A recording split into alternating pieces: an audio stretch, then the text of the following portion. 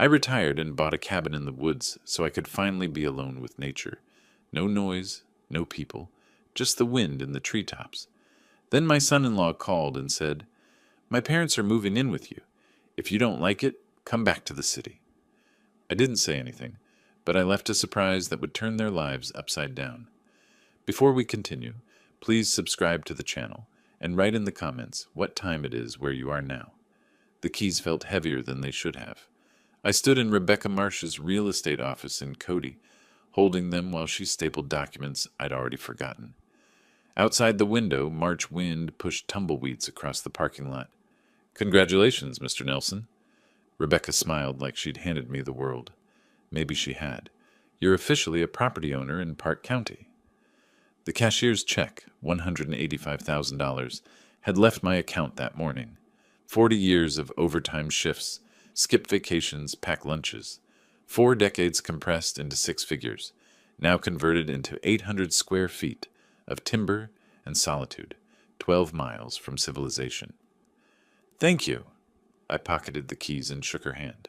My fingers were steadier than I expected. The drive from her office took me west on Highway 14, then north onto roads that grew narrower with each turn. Pavement became gravel. Gravel became dirt. Cell service dropped from 4 bars to 2, then 1. I stopped at a general store and bought coffee, bread, eggs, butter. The clerk asked if I was visiting. "Living," I said. She nodded like I'd said something wise. The final 2 miles climbed through pine forest so thick the afternoon sun barely penetrated. When the cabin appeared in its clearing, I pulled over and cut the engine. Elk, 4 of them, grazed 50 yards beyond the porch. They raised their heads, studied my truck, then resumed eating. One flicked an ear at a fly. I sat there for 5 minutes, watching them. No honking, no sirens, no voices bleeding through apartment walls. The cabin was exactly as the photos promised. Weathered cedar logs, green metal roof, stone chimney. Small, yes, but mine. I unlocked the door and stepped inside. The air smelled like pine sap and old wood smoke. 1 main room with a kitchenette, a bedroom barely large enough for a double bed, a bathroom with a shower stall I'd have to enter sideways. Perfect. I unloaded the truck slowly, methodically, tools on the pegboard above the workbench, hammer, wrenches, handsaw, each in its designated spot. Books stacked on the shelf by subject. History, engineering manuals, 3 novels I'd been meaning to read for a decade. Coffee maker positioned on the counter where morning light would hit it first. Every item placed with intention, creating order from the chaos of moving boxes. By the time I finished, the sun was lowering. I made coffee, too late in the day, but I didn't care, and carried it to the porch. The rocking chair I'd bought specifically for this moment creaked under my weight. The elk had moved deeper into the clearing. A hawk circled overhead, riding thermals. I called Beulah. "Dad!" Her voice came through bright and immediate. "Are you there? Did you get it?" "Signed the papers this morning," I said. "I'm sitting on the porch right now watching elk." "I'm so proud of you." The warmth in her tone made my chest tighten. "You earned this." 40 years. I sipped coffee. 40 years I dreamed about mornings where I'd drink coffee and watch wildlife instead of highway traffic. "You deserve every moment of peace." She paused. "Cornelius has been so stressed with work lately. Sometimes I forget what peaceful even looks like." Something in the way she said it made me pause. "Everything okay?" "Oh, fine. You know how it is. Middle management pressures." She laughed, but it sounded thin. "When can I visit?" "Anytime, honey. You know that." We talked for another 10 minutes. Her students, her garden plans, safe topics. When we hung up, I sat watching the sun paint the mountains orange and purple. The coffee had gone cold, but I drank it anyway. The phone rang an hour later. My parents lost their house. Cornelius didn't bother with hello. His voice had the flat tone he used for conference calls. "They're moving in with you for a couple months until they find a place." My hand tightened on the armrest. "Wait. What?" "Cornelius, I just bought this place. It's barely... For a couple months, until they find something. I bought this place to be alone. I spent my entire retirement on... Then you should have stayed in Denver. Friday morning. I'll text you their arrival time." The line went dead. I sat there holding the phone, staring at the clearing where the elk had been. They'd moved on. Smart animals. My knuckles had gone white on the armrest. I forced myself to release it, flex my fingers. Breathe. Inside, I poured another coffee I didn't want and sat at the kitchen table. From my jacket pocket, I pulled a small notepad and a pen, the kind of engineering pad I'd carried for 40 years, grid paper for sketches and calculations. I started writing, not emotional venting. Questions, timeline estimates, resource assessments. The cabin keys sat on the table beside my notepad. An hour ago, they'd meant freedom. Now they meant something else entirely. I picked them up, felt their weight, set them down with deliberate care. 40 years I'd been the reasonable one, the peacemaker, the man who swallowed inconvenience to keep family peace. Not anymore. Dawn came through the kitchen windows and found me still at the table. Empty coffee cups formed a semicircle around my notepad, which had grown dense with lists, diagrams, questions written and rewritten. I hadn't slept, didn't need to. My mind felt sharp in a way it hadn't for years, focused, crystalline, operating on something cleaner than rest. I made fresh coffee and studied my notes. Then I cleaned up, loaded my truck, and drove back to Cody. The Yellowstone National Park Ranger Station sat 20 minutes west, a modern building designed to blend with the landscape. Inside, educational displays showed wolf packs, bear territories, elk migration patterns. A ranger, maybe 40, with the weathered face of someone who spent more time outdoors than in, looked up from his desk. "Help you?" "I just moved up from Denver," I said. "Bought a place off County Road 14. "Beautiful area," he smiled. "You'll want to be careful with food storage. Lots of bear activity come spring." "What about wolves? I've heard they're back in the region." "Reintroduction's been successful." He stood and moved to a wall map, pointing to areas marked with colored pins. "They're usually shy, but they've got incredible sense of smell. Can detect prey or food from miles away. You hunting?" "No, just curious. I want to be prepared." "Smart." He handed me a pamphlet. "Keep your property clean. Don't leave attractants out unless you want visitors." I took careful notes in my field notebook. Wind direction, pack territories, seasonal behavior patterns. I thanked him warmly, mentioned again that I was from Denver and still learning about mountain life. Every word calibrated to sound naive, concerned, exactly what he'd expect from a nervous newcomer. Back in Cody, I found an outdoor supply store, the kind with taxidermy on the walls and racks of camouflage gear. The camera section sat between hunting equipment and security systems. "Looking for wildlife cameras," I told the clerk. "Want to monitor bear activity near my property." He showed me 2 models with motion activation, night vision, cellular connectivity. "These'll do you right. We get lots of folks wanting to keep an eye on their land." $340. I paid cash. At the cabin Wednesday afternoon, I installed them methodically, one covering the driveway approach, one angled toward the front porch. I tested the motion sensors, checked signal strength, adjusted positions until the coverage was perfect. The engineering part of my brain, 40 years of solving structural problems, found satisfaction in the precision. Hide the cameras enough to be unobtrusive. Position them for optimal capture. Test, adjust, verify. Both cameras connected to my phone with 1 bar of cellular service. Weak, but functional. Thursday morning, I drove back to Cody. The butcher shop sat on a side street, the kind of place that served ranchers and local restaurants. "Need 20 pounds of beef scraps," I said. "Organ meat, fat trimmings, for dogs." The butcher didn't blink. "You got it." $45 for meat wrapped in white paper, loaded into coolers I'd brought. The smell was immediate and powerful. Blood, fat, raw flesh. Thursday afternoon, I stood in the clearing behind my cabin with the coolers open. The wind came from the west. I checked it the old way, wetting my finger and holding it up. I walked 30 yards from the structure, upwind. Then I placed the meat in 3 piles, spreading it to maximize scent dispersion. Not random, calculated, close enough to draw predators to the area, far enough that they'd focus on the piles, not the building. I wasn't trying to endanger anyone. I was trying to educate them. Back inside the cabin, I moved through each room, locked windows, turned off unnecessary power, set the thermostat to minimal heat, protecting my investment while setting my trap. I paused at the door, took one last look at the space I'd inhabited for less than 3 days, and left without hesitation. The drive to Denver took 5 hours. I arrived at my old house just before midnight, the suburban place I hadn't yet sold, still partially furnished but hollow. I unloaded my truck, set up my laptop in the living room, propped my phone where I could watch the camera feeds. Then I waited.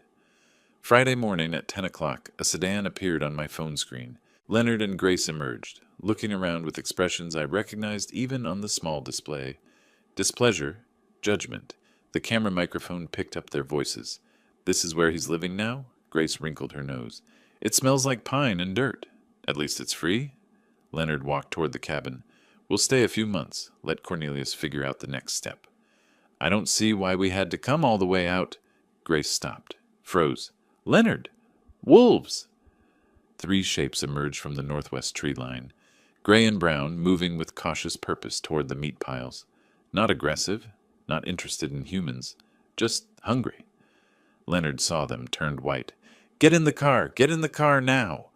They ran. Grace stumbled, recovered. Car doors slammed. The engine started and gravel sprayed as they reversed wildly, then accelerated down the driveway. The wolves, unbothered, continued toward the meat. I closed the laptop and picked up my coffee, took a slow sip. 20 minutes later, my phone rang. "What did you do?" Cornelius's voice had lost its businesslike edge. Now it was just fury. "My parents nearly got attacked." "I didn't do anything," I said calmly. "I warned you this property is in the wilderness. You set this up. You baited those animals." "Cornelius, I live in wolf country. Wolves live here. This is their home. Maybe you should have asked before assuming you could use mine. You're insane. You're going to what? Sue me because wildlife exists on my property? Good luck with that. This isn't over." "No," I said. "It's just beginning." I pressed end call, set the phone down deliberately, returned to my laptop and opened the footage again, watching the wolves finish the meat and disappear back into the forest. Outside my Denver window, the mountains rose in the distance. Somewhere up there, my cabin waited. I'd been planning defense. But sitting there, watching the recording one more time, I realized something had shifted. This wasn't about defense anymore. 2 weeks passed before Cornelius made his next move. I spent those days settling into the routine I'd imagined. Coffee on the porch at dawn, watching elk drift through the clearing, reading books I'd postponed for decades. But the peace felt conditional now, like standing on ice that might crack. I checked my phone more than I wanted to, kept the camera feeds open on my laptop, listened for vehicles on the dirt road. Mid-April brought warmer afternoons and the first serious wildflowers. I was splitting firewood when my phone rang. Beulah. "Dad, please!" Her voice broke on the second word. She was crying. Cornelius showed me the footage of the wolves. That could have been so much worse. I set down the axe and walked to the porch. "Beulah, honey, wolves live in these mountains. I didn't create that situation. I warned Cornelius this wasn't appropriate housing for his parents. But you knew they were coming. You could have done something to make it safer." The script was obvious. Every phrase sounded rehearsed, coached. My daughter turned into his messenger. "I bought this property for solitude," I said, keeping my voice level. No one asked if I was willing to host guests, but I'm willing to meet with Leonard and Grace to discuss options. "You are?" Hope flooded her tone. "Really?" "I'll meet them in town. Neutral ground. We'll talk." After we hung up, I stood watching clouds move across the mountains. She genuinely believed she was helping. That made it worse. 2 days later, I drove to Cody for the meeting. I'd spent both evenings preparing, researching comparable rental prices for rural Wyoming properties, printing 3 copies of a standard short-term rental agreement, reviewing property law basics. I practiced my presentation in the truck mirror that morning, testing different phrasings until I found the right balance. Firm but not hostile. Clear but not cold. The Grizzly Peak Calf sat on Main Street, small and local. Wooden tables, landscape photographs on the walls, large windows facing the morning foot traffic. I arrived 15 minutes early and chose my position carefully. Table near the window, back to the wall, clear view of the entrance. Within range of the security camera I'd spotted above the register. I ordered black coffee and waited. Leonard and Grace arrived exactly on time. Cornelius must have driven them, probably parked nearby, coaching them on what to say. They walked in without ordering anything, sat down across from me like I'd summoned them to court. "Hello, Leonard. Grace, would you like coffee?" Leonard ignored the question. "Ray, this has gone on long enough. We need those keys. Today." "We're not here for coffee," Grace added. "We're here because family is supposed to help family." I pulled the rental agreement from my folder and slid it across the table. The paper made a soft sound against the wood. I aligned it perfectly with the table edge and tapped it once with my index finger. "I agree, which is why I've prepared a proposal." Leonard glanced down, then back up, his face reddening.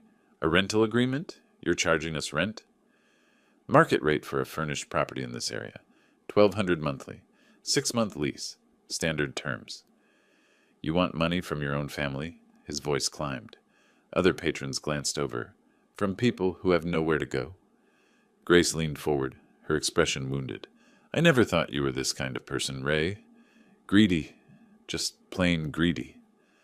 I stood, collected my folder, and picked up my coffee cup to buss it. Habit, courtesy, the kind of gesture that separated me from people who expected to be served. "Then I guess we don't have an agreement. You'll need to find alternative housing. You can't just... Where are we supposed to..." Leonard half rose from his chair. "That's not my problem to solve. Good afternoon." I nodded to the barista on my way out. In the truck, I sat for a moment with my hands on the steering wheel, breathing steadily, letting the adrenaline settle. Then I started the engine and drove home. That evening, my phone became a weapon aimed at me from multiple directions. First call came around 6. Cousin Linda, someone I hadn't spoken to in 3 years. "Ray, it's Linda. I heard you've been having some difficulties." "Difficulties? From whom?" "Cornelius called me. He's worried about you. Said you're isolated in the mountains, acting strangely." The strategy revealed itself completely. He was building a narrative, planting seeds with every family member he could reach. "Linda, I'm fine. I retired to Wyoming." "That's not strange. That's a plan I've had for years." "He said there was an incident with wild animals, and you refused to help his parents."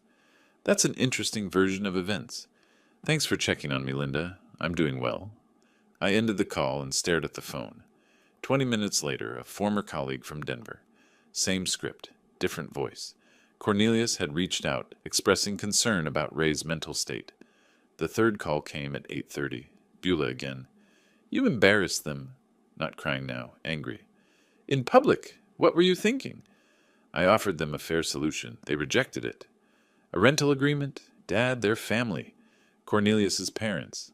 And this is my home, my retirement, my one place of peace, which I bought with money I saved for 40 years. Cornelius was right. You've changed. You've become someone I don't recognize." The words landed like she'd meant them to. I kept my voice quiet, controlled, even as something cracked inside my chest. Maybe I have, or maybe everyone else has, and I'm just finally noticing. The line went dead. She'd hung up on me. I sat at the kitchen table with my phone in my hand, watching darkness settle over the mountains. 3 calls in one evening, all saying the same thing. Ray Nelson is unstable, dangerous, unreasonable. The isolation I'd sought was being weaponized, turned into evidence of mental decline. Cornelius wasn't trying to take the cabin anymore. He was trying to destroy my credibility first, make me seem incompetent, turn the family against me so no one would believe my version of events. Classic strategy. Isolate the target, control the narrative, strike when they're defenseless. I opened my laptop and began typing. "Mr. David Thornton, attorney at law." I sent the email at 9:47 that night. Careful words, factual language, no emotion bleeding through. I needed legal advice regarding family pressure over property ownership, potential claims, asset protection. I included the basics: my age, property value, family situation, and 3 specific questions about elder law and estate planning. Then I poured myself bourbon. 1 glass, 2 fingers, no ice. I wasn't a heavy drinker, but tonight warranted it. The porch was cold for April, but I sat out there anyway, watching stars emerge over the mountains. Somewhere down there, Cornelius was planning his next move. I intended to be several steps ahead. Morning came with an email, waiting. David Thornton had responded at 7:15. He could meet Thursday afternoon at his office in Cody. Fee structure, $300 per hour. I confirmed the appointment immediately. For the next 3 days, I organized documentation. My engineering background served me well. Everything labeled, dated, cross-referenced. Property deed in one folder, purchase documents in another, family tree diagram showing relationships, written timeline of events, starting with Cornelius's first call, transcripts of key phone conversations from my detailed notes, printouts of the rental agreement Leonard had rejected. By Thursday morning, I had a leather portfolio case packed with evidence that could build a case as solid as any foundation I'd ever engineered. Wednesday evening, my phone rang. Beulah. Dad? Her voice sounded thin, exhausted. I'm sorry I yelled at you after the coffee shop thing. I'm exhausted. I understand, honey. This has been hard on everyone. Cornelius is so stressed. He's been trying to help his parents ever since Leonard lost all that money. I went very still. Lost money? What happened? Oh, you didn't know? Leonard was playing poker online. Lost $47,000 over 6 months. That's why they lost the house. It was mortgaged for the gambling debts. 47,000. The number hung in the air like smoke. That's a substantial amount. No wonder Cornelius has been under pressure. Yeah, and he keeps talking about solutions. About how if we could just, reorganize family assets. She was talking faster now, stress overriding caution. He mentioned something about putting your cabin in a family trust so it could benefit everyone eventually. For your estate planning, you know? And the property value is probably already up since you bought it in March. Every word was a piece clicking into place. A family trust. That's an interesting idea. When did Cornelius suggest this? A few weeks ago, he said it would be good for tax purposes when you... Well, in the future. I don't really understand estate planning stuff. Neither do I. That's why I'm consulting an attorney this week, just to make sure everything's proper. An attorney? Her voice sharpened. Dad, is that necessary? At my age, with property worth this much, yes. It's the responsible thing to do. After we hung up, I added 6 pages of notes to my documentation. Leonard's gambling. Cornelius's scheme disguised as estate planning. The timeline of desperation driving aggression. Thursday afternoon, I drove to Cody and parked across from Murphy's Hardware on Sheridan Avenue. Thornton's office occupied the 2nd floor, professional signage, steady foot traffic, well-maintained building. I watched for 5 minutes, assessing. Then I grabbed my portfolio and went inside. David Thornton was 50-something, Wyoming weathered, with the direct manner of someone who'd grown up on a ranch before law school changed his path. His office had wooden furniture, law books, framed degree from University of Wyoming, and a window overlooking Main Street. I presented my documentation in sequence: property papers, family diagram, timeline, evidence. Each document handed across at the appropriate moment. Thornton took notes, asked clarifying questions. I had answers prepared. Mr. Nelson, I have to say, this is the most organized intake I've seen in years. You've documented everything. 40 years in construction engineering. Documentation prevents disputes. In this case, it's going to protect you significantly. He leaned back, tapping his pen against the desk. Here's my assessment. Your son-in-law is attempting to establish grounds for claiming you're incompetent or need oversight.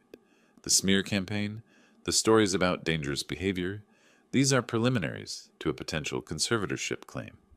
Conservatorship? Taking away my legal rights? It's a tactic, not always successful, but it can tie up your assets in court for months, while they argue you can't manage your affairs. The solution is to prove conclusively that you are managing your affairs competently, which is what we're doing right now. What's the next step?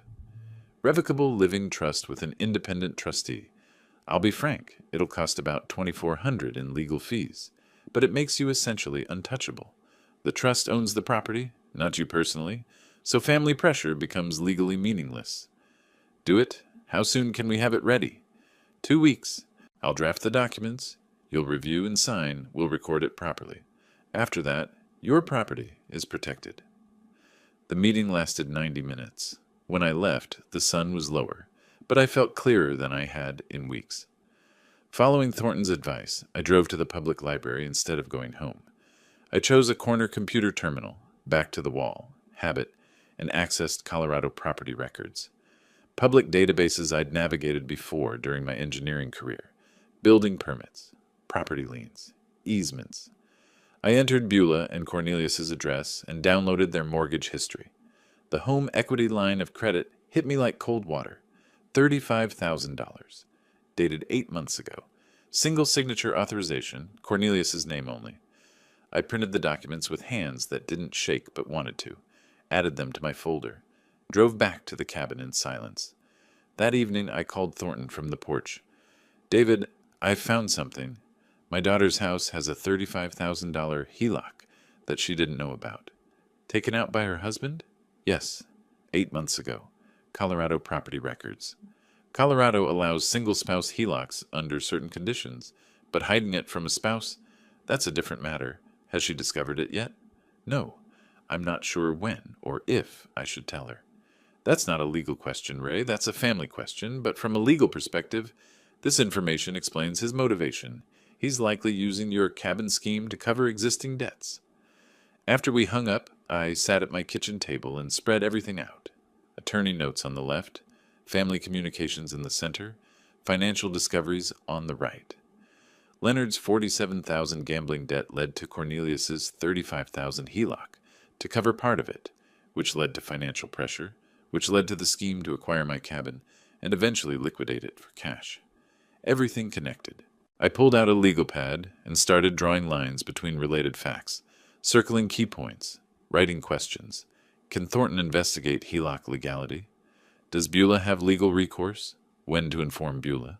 How to protect her without alienating her further? My phone buzzed. Text from Thornton. "Trust documents ready Monday for review." I replied, "I'll be there." Then I made one final note at the bottom of my pad. Cornelius is cornered. Cornered animals attack. Prepare for escalation. 3 weeks later, on a Monday morning in early June, I drove to Thornton's office for the trust signing.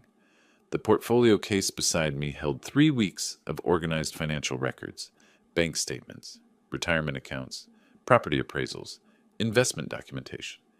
Everything consolidated, labeled, ready. Thornton's assistant had the documents waiting on the conference table. 43 pages total, each signature line flagged with a yellow tab. I read every page while Thornton answered emails at his desk, giving me time. The Revocable Living Trust designated him as independent trustee. Total assets, $290,000. The cabin, my retirement funds, everything I'd built in 40 years. The critical provision sat on page 17. Beulah inherits only if divorced from Cornelius, or if Cornelius signs a legal waiver of claims to the property. This provision here, Thornton said, joining me at the table, the conditional inheritance for Beulah. You understand this might create family conflict? The conflict already exists. This just protects her from being exploited through my property. If Cornelius discovers this trust structure, he'll likely react aggressively. Let him. Everything here is legal. He has no grounds for challenge. Thornton's expression was knowing. Legal grounds and family drama are different things. Are you prepared for him to escalate? I've been preparing since March. That's why we're sitting here. He smiled slightly. Fair enough. Let's execute these documents. My signature was steady on every page. The notary, Thornton's assistant, professional and efficient, applied her seal with practiced precision. The sound it made was satisfying. Structural integrity, legal edition. I wrote a check for $2,400 and left with copies of everything in a sealed envelope. The rest of that week, I worked through my financial institutions methodically. Each phone call followed the same pattern. Identify myself, request beneficiary change forms, explain the trust structure, confirm documentation. Mr. Nelson, I have your beneficiary change request. The retirement account administrator said. You're removing your daughter as beneficiary? No. I'm designating my revocable living trust as primary beneficiary. My daughter inherits through the trust. May I ask why you're making this change? Asset protection and estate planning. I have concerns about third-party claims. Understood. We'll process this within 5 business days. I'd like email confirmation as well, please. Of course. Is there anything else? Yes. Note in my file that this change was made voluntarily. With legal counsel, I am documenting my competency for all financial decisions. A pause. That's unusual, but I'll add that notation. By Friday, every asset I owned was protected within the trust structure. I kept a checklist on my kitchen table, marking each completed task with satisfaction. 2 weeks later, Beulah called. Dad, Cornelius has been so weird lately. Her voice sounded thin, exhausted. Asking about your finances, whether you've updated your will? I set down my coffee carefully. I have done some estate planning. It's responsible at my age. I know, but he got really angry when I mentioned you set up a trust. He called it a betrayal.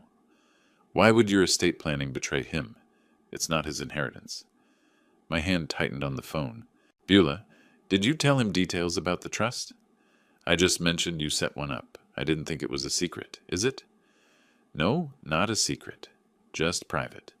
What exactly did Cornelius say? He said you're cutting the family out and being manipulated by lawyers. Dad, what's going on? Why does he care so much? That's a very good question, honey. One you should probably ask him directly. After hanging up, I immediately called Thornton. Cornelius knows about the trust. His response was immediate. How soon can you get a medical evaluation? The next day, I was repairing the porch railing when Cornelius's car came fast up the driveway, spraying dirt and gravel. He jumped out, didn't close the door properly, stormed toward me. I calmly set down my tools, retrieved my phone, started recording video. I stood at the top of the porch steps, 6 stairs up, giving me elevated position. Cornelius had to approach uphill, looking up at me. I held the phone at chest height, lens obviously pointed at him. Cornelius, you're on my property uninvited. I'm recording this conversation. I don't care about your recording. His face was red, movements aggressive. You set up some legal scheme to steal from your own daughter.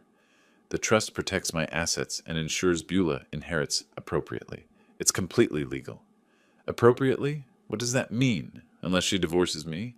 That's what you really want, isn't it? The trust ensures my property isn't subject to claims by third parties. That's standard estate planning. Third parties? I'm family. Your son-in-law. You're my daughter's husband. You have no legal claim to my property. The trust simply formalizes that reality. His voice climbed higher. We'll see about that. I'll get a lawyer. I'll contest this.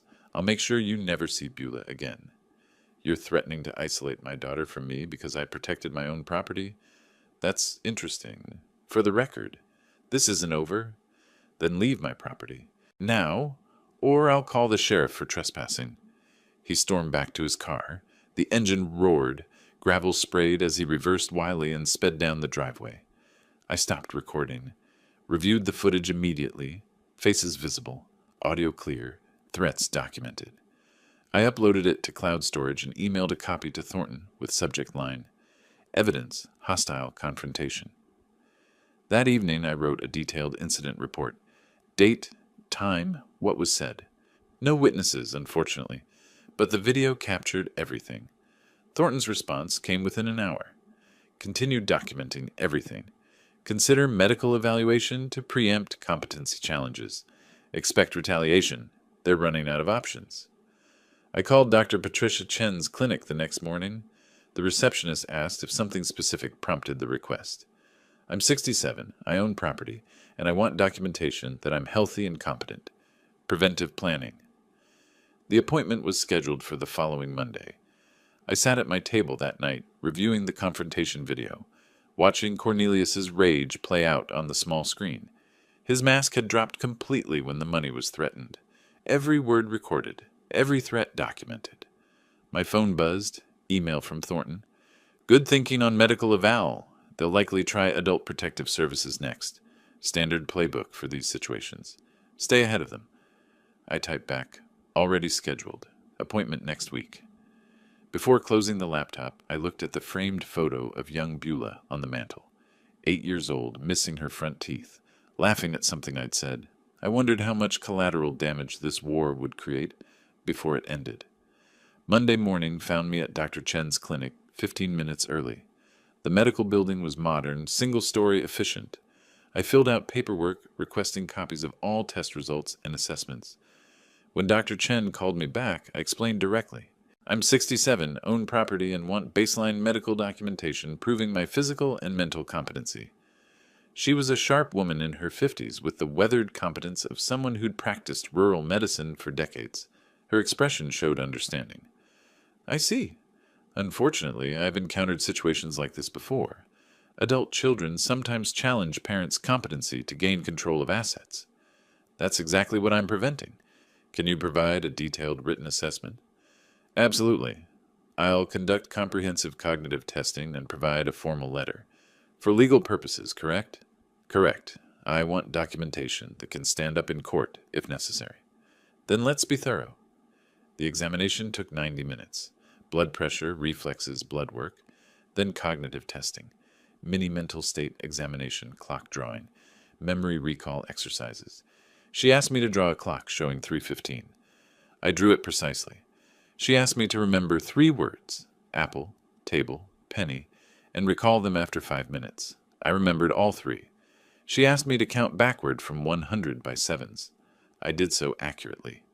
When finished, Dr. Chen typed notes at her computer, then printed a letter on clinic letterhead.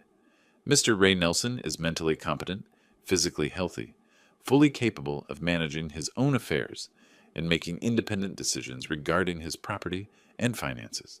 Patient alert, oriented, cognitively intact. No signs of dementia, confusion, or diminished capacity. She signed it, applied the clinic stamp, handed me both the letter and copies of all test results. $240 for the extended evaluation. I paid by credit card, noting the transaction carefully for my records. 2 days later, I was in my workshop shed, organizing tools, when an unfamiliar sedan pulled up. A professional-looking woman in her 40s emerged, carrying a tablet and official folder. Mr. Nelson, I'm Margaret Willows from Adult Protective Services. I'm here regarding a complaint filed about your welfare. The flash of anger was immediate, but I kept my expression neutral. A complaint? By whom? I can't disclose that during my initial assessment. May I come inside? Of course. Would you like coffee? No, thank you. This is a standard welfare check. I led her inside, door held open. Transparency. I should tell you up front, I'm involved in a property dispute with family members. I suspect this complaint is part of that conflict, not genuine concern about my welfare. I appreciate your honesty. I'll conduct my assessment objectively. If the complaint is unfounded, I'll document that. Margaret walked through the cabin with her tablet, documenting everything. The kitchen was clean, organized, bills paid and filed systematically, refrigerator stocked with fresh food, bathroom tidy, bedroom orderly, no safety hazards, no signs of neglect or confusion. Do you have any difficulty managing daily tasks? Cooking, cleaning, paying bills? No difficulty at all. I've lived alone since retiring. I manage everything independently. The complaint mentions concerns about your mental state. Have you experienced memory problems, confusion, or difficulty making decisions? I retrieved the folder from my desk. I had a comprehensive medical evaluation 2 days ago specifically to address this concern. She read Dr. Chen's assessment carefully. This is very thorough and recent. Most people in your situation don't have current medical documentation. I anticipated false allegations. I wanted evidence ready. That's quite strategic thinking, Mr. Nelson. 40 years as an engineer, I believe in planning ahead. I also provided recent bank statements showing responsible financial management and copies of my trust documents proving sophisticated estate planning. Margaret took extensive notes. Her professional demeanor remained neutral, but I recognized the pattern in her questions. She'd seen this before. Family exploitation disguised as concern. 3 days later, Attorney Thornton obtained copies of the official complaint through legal channels. I read it at my kitchen table, slowly, completely, multiple times. Cornelius and Leonard had signed as co-complainants. The allegations were specific and completely false. Claim, Ray threatened family members with weapons. False, I've never owned firearms. Claim, exhibits paranoid behavior, including security cameras everywhere. The cameras exist for legitimate property protection after actual threats. Claim, refuses medical care. False, I'd just completed comprehensive evaluation. Claim, struggles with basic tasks, and makes irrational financial decisions. The trust was sophisticated planning, not irrational. Grace provided a supporting statement claiming I endangered them with wild animals. The wolf incident from March, now twisted into evidence of incompetence. The complaint requested mandatory psychiatric evaluation and possible conservatorship proceedings. My jaw tightened as I read. My knuckles went white gripping the pages. They weren't just attacking my property anymore. They were attacking my autonomy, my competency, my freedom. This was war. 10 days after Margaret's visit, official notification arrived. Adult Protective Services case closed. Complaint determined unfounded. Margaret's report stated clearly, subject is competent, living independently and safely, no evidence of exploitation, neglect, or diminished capacity. Recent medical evaluation confirms cognitive and physical health. Complaint appears motivated by family property dispute, rather than genuine welfare concerns. No further action warranted. I created a new folder labeled APS False Complaint, Evidence, and filed everything systematically. The original complaint with false allegations, Margaret's assessment report, case closure letter, my medical evaluation, photographs of my well-maintained cabin, my written rebuttal to each false claim with supporting evidence. The folder joined the growing collection on my shelf. I was building a comprehensive case file. My phone rang. Thornton. Ray, I found something. Leonard and Grace have been using your cabin address for something.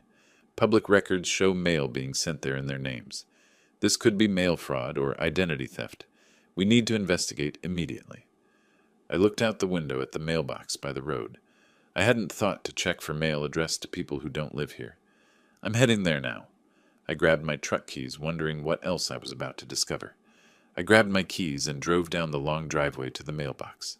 Quarter-mile of dirt road, dust rising behind the truck in the late afternoon heat. August in Wyoming made the air shimmer above the ground.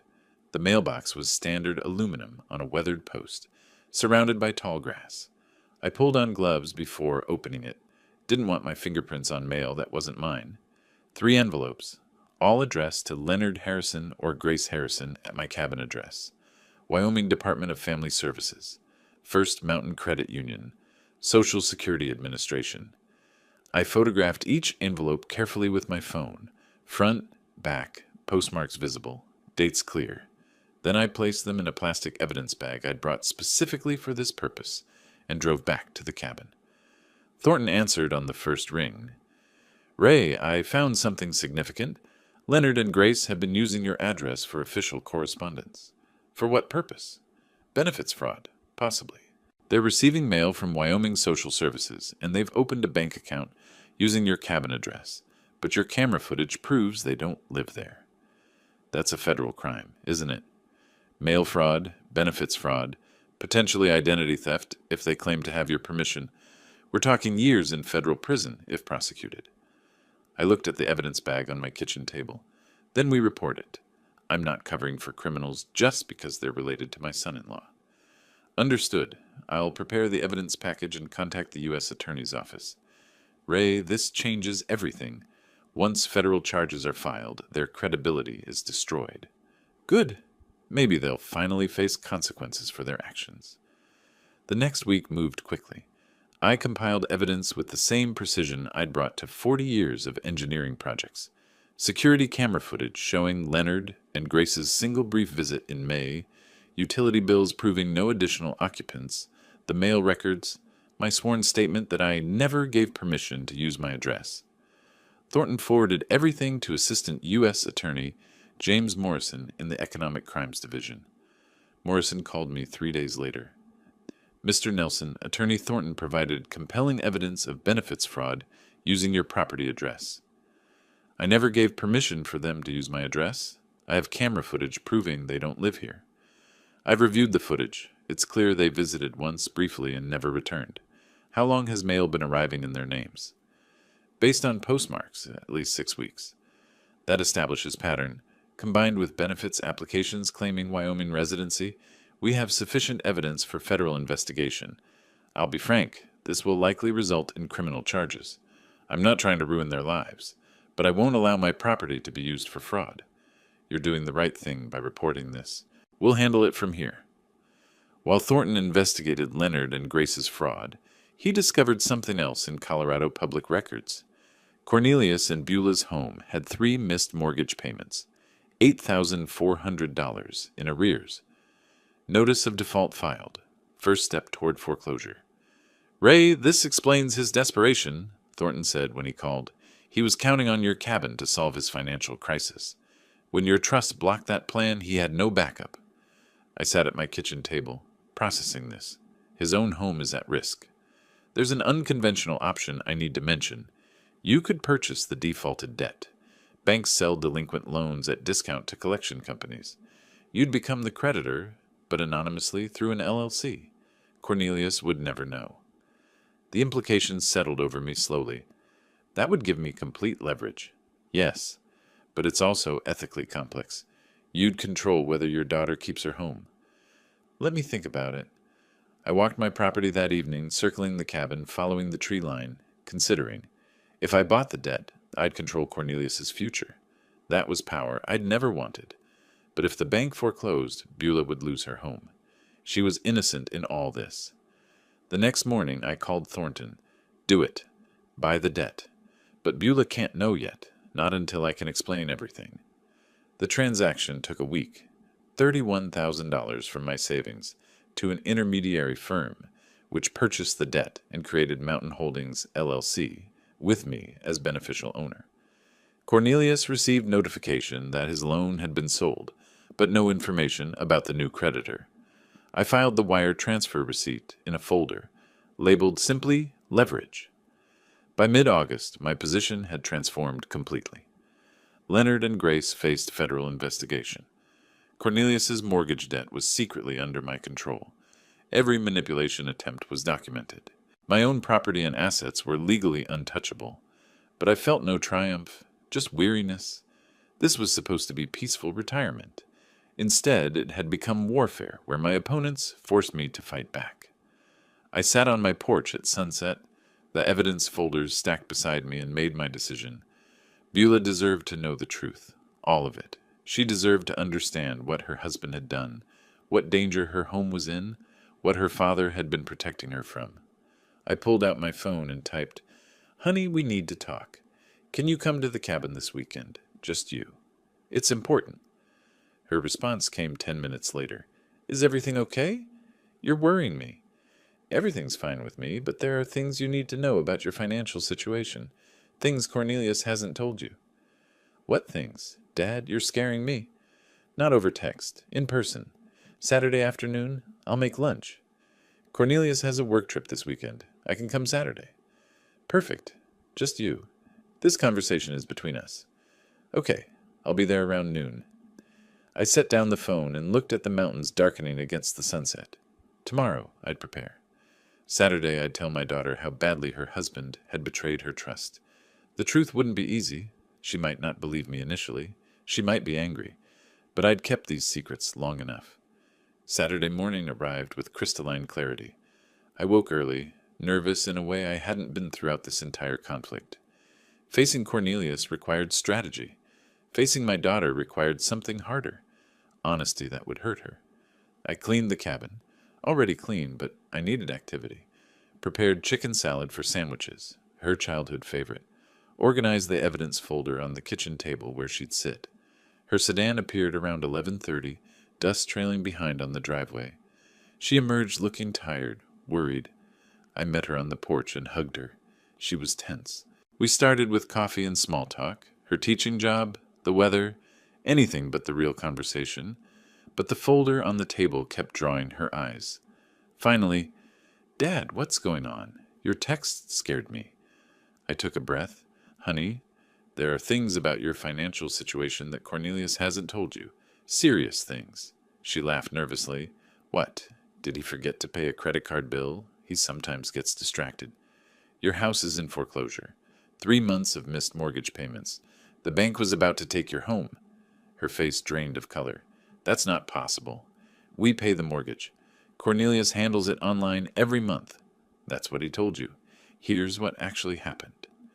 I slid the notice of default across the table. She read it slowly, hands beginning to shake. This says the loan was sold to Mountain Holdings, LLC. Who is that? That's me. Well, technically a company I own through my attorney. I bought your debt from the bank. You bought our mortgage? Shock transformed her expression. Why would you? How can you even? What does that mean? It means instead of the bank foreclosing and you losing your home, I control the debt. You and Cornelius owe me now, not the bank. She stood abruptly, emotion rising. This is insane. Why didn't you just tell me the mortgage was behind? Would you have believed me? Or would Cornelius have explained it away? I needed leverage to protect you from what's coming next. I let that settle, then continued. There's more. 8 months ago, Cornelius took out a home equity line of credit for $35,000 against your house. That's not true. We'd both have to sign for that. I slid the HELOC documents across. In Colorado, under certain circumstances, one spouse can secure a HELOC. Here's his signature. Where's yours? She examined the papers, hands shaking badly now. I never signed this. I've never even seen this paperwork. $35,000? Where did it go? Best guess? Covering some of Leonard's gambling debts. Remember you told me Leonard lost $47,000 in online poker? Cornelius was trying to fix his father's problem. Using our house as collateral, without telling me. Yes, and when that wasn't enough, when my cabin scheme failed and he couldn't get more money, he simply stopped paying your mortgage. I suggested we eat. She initially refused. How can you think about food right now? But I insisted gently. We needed a break before the next revelations. The sandwiches tasted like dust, but we ate anyway. Afterward, I showed her the rest. Systematically. Chronologically. The recording of Cornelius's threatening confrontation on my porch. The APS false complaint where he tried to have me declared incompetent. Leonard and Grace's federal mail fraud using my address. Each piece of evidence carefully presented with dates and context. She listened, initially defensive. Cornelius wouldn't do that. Then doubtful. Are you sure these documents are real? Finally, as the evidence became overwhelming, devastated. When I showed her the APS complaint, where her husband tried to have her father's legal rights taken away, she broke. Not gentle tears, wrenching sobs that shook her shoulders. I let her cry, didn't offer platitudes, just sat present. When she could speak, it was through tears. How long have you known? Pieces since May, everything since July. She looked at me with hurt and anger. Months? You've known for months that my marriage is a lie, that I'm in financial danger, and you didn't tell me? I met her eyes. If I'd told you in May with no proof, would you have believed me? Or would Cornelius have convinced you I was paranoid, vindictive, exactly what he was already saying? Her voice dropped, quieter, knowing I was right. I don't know. Probably not. That's why I waited. That's why I gathered evidence. So you'd know the truth was real, not just your father's opinion.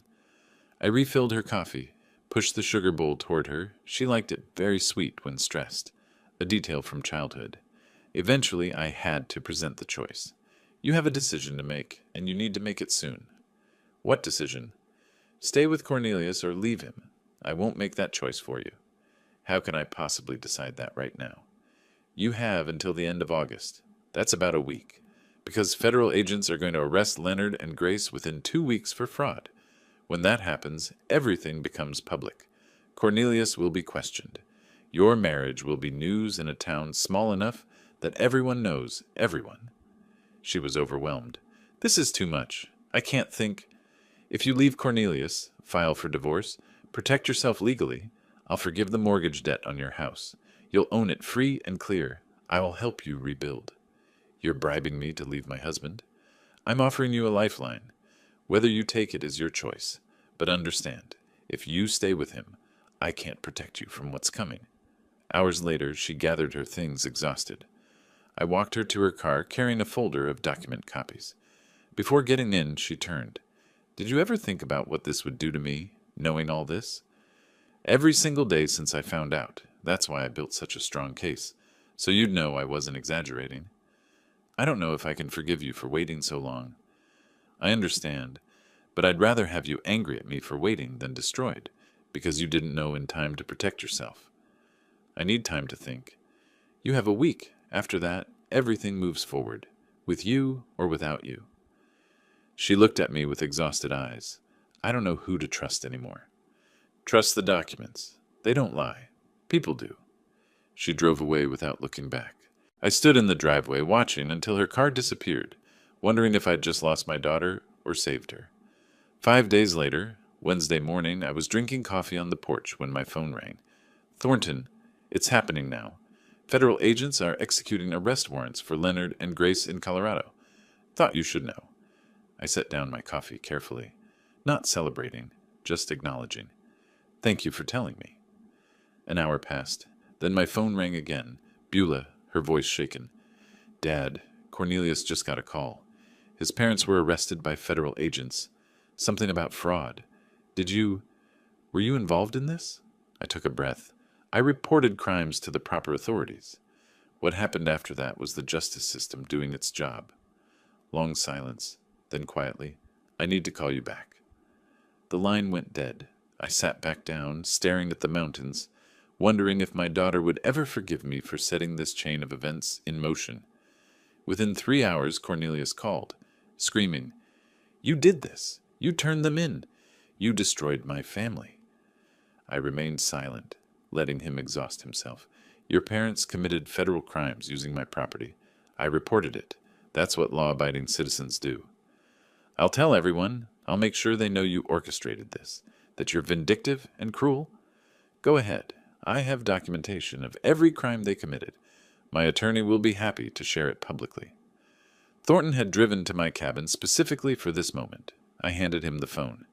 Mr. Harrison, this is David Thornton, legal counsel for Ray Nelson. His voice was professional, measured, final.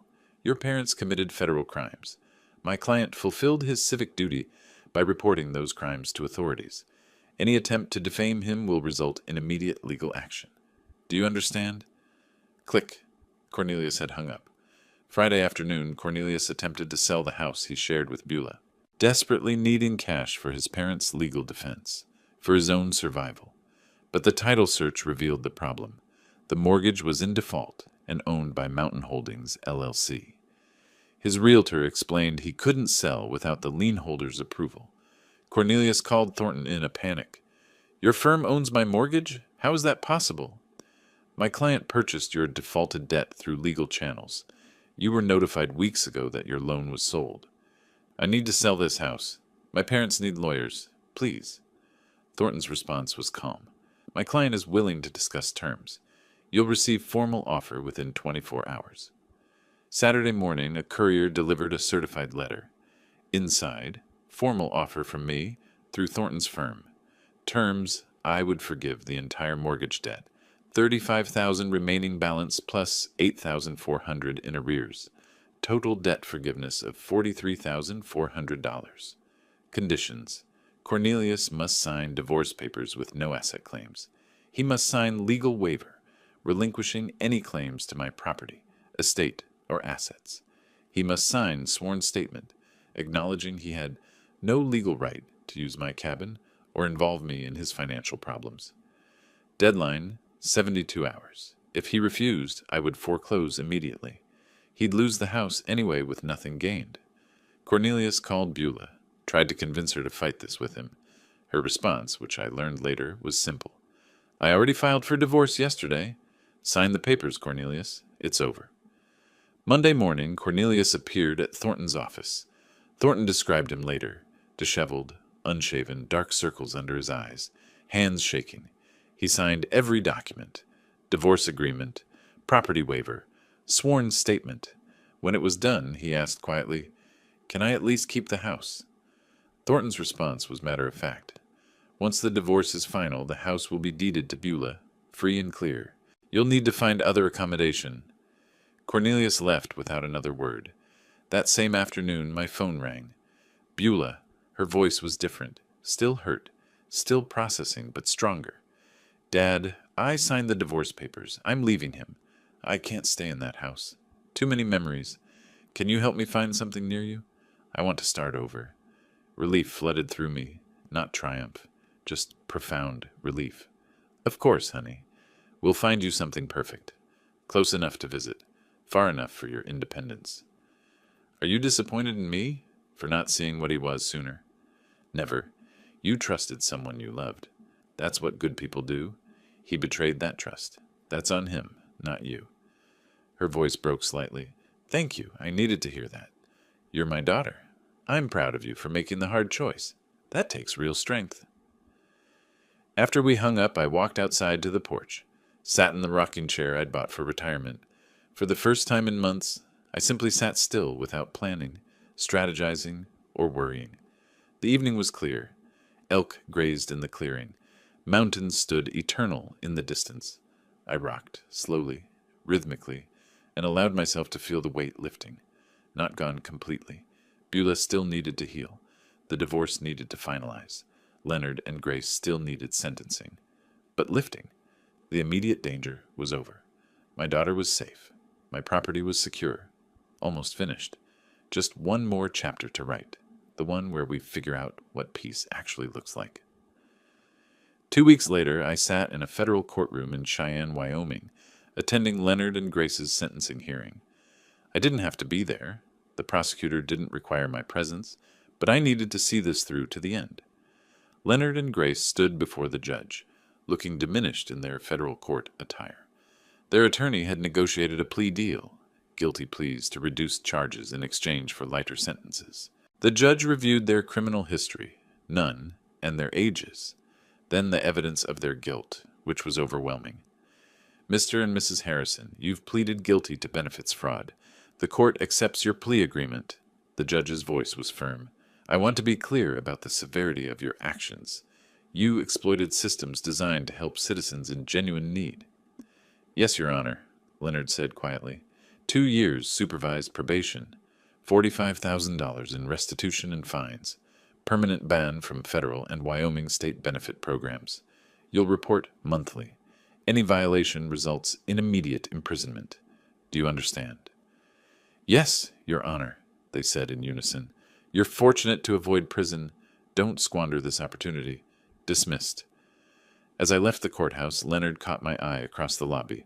A moment of mutual recognition. He looked away first, defeated. I felt no triumph, only closure. Beulah told me later that Cornelius moved to a small efficiency apartment in a cheaper area of Denver. He took minimal belongings, whatever fit in his car. "I saw him one final time when he came for his things," she said. "He looked like a stranger, not angry, just empty. He signed the final divorce papers without a word and left." The divorce was finalized by mid-September. Beulah legally resumed her maiden name, Beulah Nelson. With my help, she found a small 2-bedroom house in Cody, about 15 minutes from my cabin. It was modest but charming. Older construction needed updates, but had good bones and a view of the Absaroka Mountains. I provided the down payment as a gift. Beulah secured a mortgage for the remainder using her teaching income and her own excellent credit. She also landed a 3rd-grade position at Cody Elementary, starting immediately. I helped her move in, spending a weekend painting rooms and assembling furniture. Simple work, but profoundly meaningful, rebuilding our relationship through practical acts of service. Healing wasn't linear for Beulah. Some days she was optimistic about her fresh start. Other days she was angry, at Cornelius, at herself, even at me for not telling her earlier. I listened without defending myself, understanding she needed to process complex grief. We fell into a routine, Sunday dinners together, alternating between her place and mine. During one dinner, while we chopped vegetables together in her new kitchen, she asked, "Do you think I'll ever trust anyone again? Ever want to remarry?" I set down my knife. "Honestly, I don't know. But that's okay.